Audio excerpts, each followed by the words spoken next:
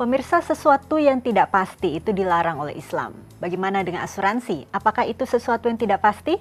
Seperti apakah pandangan Islam mengenai asuransi? Bersama saya Chandra Dewi, Anda menyaksikan Cerdas 5 Menit. Dan di studio Metro Manulife, saya telah ditemani oleh seorang pengamat keuangan syariah, Bapak Muhammad Gunawan Yasni. Selamat pagi, Assalamualaikum Pak Gunawan. Selamat pagi, Waalaikumsalam Mbak Chandra. Pak Gunawan, langsung saja ini ada pandangan yang mengatakan bahwa dengan memiliki asuransi berarti kita mengingkari rahmat Allah. Karena memang setiap individu dikatakan sudah ada rezekinya masing-masing.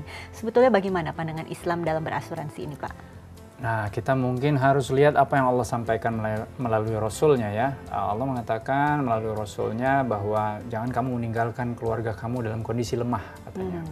Maka untuk mengantisipasi kemungkinan terjadinya kelemahan secara ekonomi, secara finansial, secara kemampuan untuk hidup layak di dunia buat kita dan keluarga kita, di situ salah satunya adalah dengan cara mengurangi ketidakpastian. Nah, disitulah fungsi asuransi untuk mengurangi ketidakpastian, mengurangi kemungkinan terjadinya kelemahan-kelemahan secara ekonomi, secara pengetahuan di keluarga kita. Jadi memang tidak ada salahnya sedia payung sebelum hujan. Betul gitu ya Pak sekali, Gunawan. Mbak Chandra. Nah, tapi kiranya sekarang ini kan ada banyak jenis-jenis asuransi. Yang jenis asuransi yang diperbolehkan sesuai dengan Islam itu yang seperti apa? Nah, asuransi yang diperbolehkan sesuai dengan prinsip syariah ya, kita bicara syariah, tentu syariat Islam tentunya. Itu adalah prinsip asuransi yang berdasarkan tolong-menolong, ta'awun kita sebut.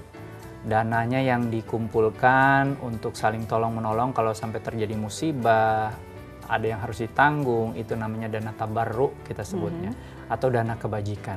Nah, prinsip asuransi yang seperti itulah yang diperbolehkan menurut Islam.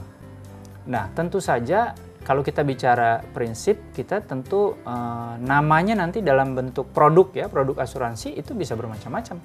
Ya. Kita bisa sebut saja itu asuransi jiwa seperti biasanya, tapi sesuai dengan prinsip Islam tentu harus berdasarkan dana tabarruk tadi, saling tolong-menolong, saling menanggung satu sama lain, sesama peserta. Kalau itu diperuntukkan untuk menanggung kerugian yang bersifat objek, misalnya rumah, kendaraan, ya kita sebut saja itu asuransi kerugian. Jadi yang membedakan itu adalah konsep dari cara kita menanggung kemungkinan terjadinya kerugian. Kalau soal memilih, tentu Dewan Syariah Nasional bekerja sama dengan regulator itu sudah memudahkan masyarakat untuk memilih. Karena setiap produk-produk yang sesuai dengan prinsip syariah itu selalu harus ada nama syariah ya, seperti tidak hanya di asuransi syariah, tentu di produk-produk keuangan yang lain juga selalu ada nama syariahnya. Itu artinya apa? Bahwa produk keuangan, khususnya asuransi yang sudah menggunakan nama asuransi syariah, asuransi jiwa syariah, asuransi kerugian syariah, itu sudah dijamin sesuai dengan prinsip syariah dan tentu juga mengikuti dari aturan-aturan yang sudah diatur oleh regulator keuangan kita. Oke, tapi bagaimana jika kita membeli sebuah produk syariah nih Pak Gunawan ya, tapi kita dari penjual ataupun perusahaan asuransi yang konvensional barangkali, diperbolehkan? Diperbolehkan, karena yang penting dalam Islam itu adalah substansi, begitu ya. Jadi esensi itu lebih penting menurut saya. Tentu dalam proses untuk mendapatkannya juga kita harus lihat bentuknya. Tapi toh bentuk daripada asuransi syariah itu kan sudah jelas. Tentu distribusinya bisa menggunakan banyak hal. Bisa melalui agen penjualan asuransi biasa, bisa juga melalui bank, bisa juga melalui yang lain. Ya kan? Dan lihat substansinya.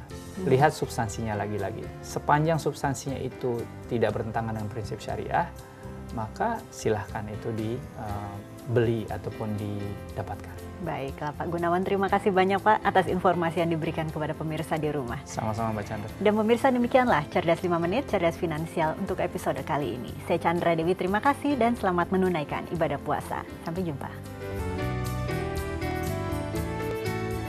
Dipersembahkan oleh